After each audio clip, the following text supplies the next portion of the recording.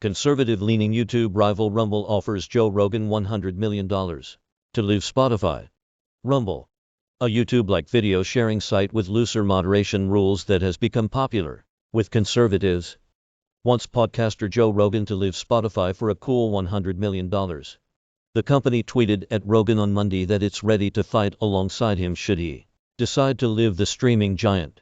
How about you bring all your shows to Rumble, both old and new, with no censorship, for $100 million over for years. This is our chance to save the world.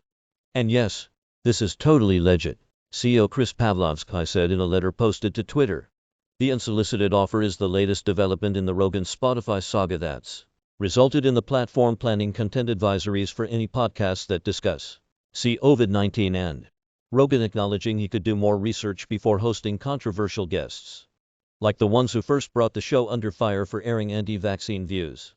Rumble February 7, 2022. Windows scripts to load. Windows scripts to load. Windows scripts to load push. Spotify and Rogan first inked a multi-year deal for the wildly popular podcast in May 2020. The announcement was scant on financial or logistical details, though the price tag was reported to be $100 million. It's unclear when that exclusivity expires or if Rogan could immediately move the podcast elsewhere. In the nearly 2 years since, Rogan has used his show to promote the horse drug ivermectin, which is disproven as an effective medicine against the disease as a COVID-19 cure. Said Americans were hypnotized into wearing masks, and has advised young, healthy people that they don't need to get vaccinated against COVID-19.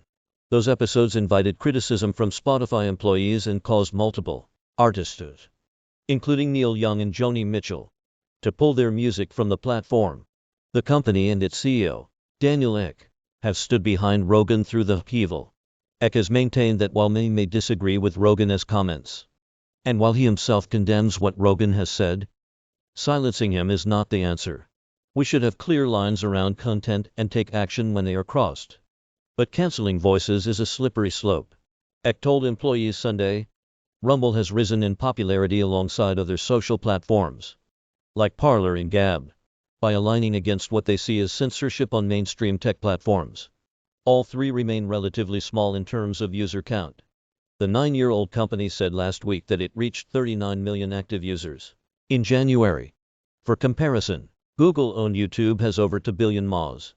However, Rumble has received funding from notable backers including Nary A Capital, a fund backed in part by Hillbilly Elegy author J.D. Vance, and billionaire Trump supporter Peter Thiel.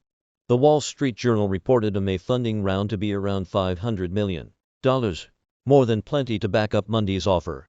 Many conservatives have the moderation choices of larger social networks like Facebook and Twitter, which they say silence conservatives' voices to serve a liberal agenda.